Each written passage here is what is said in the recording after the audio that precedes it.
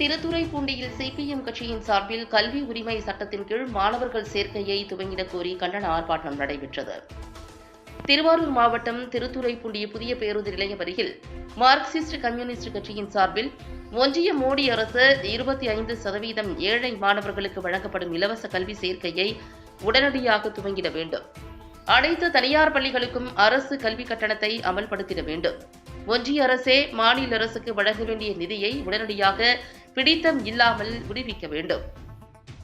ஆசிரியர்கள் காலி பணியிடங்களை உடனடியாக நிரப்பிட வேண்டும்.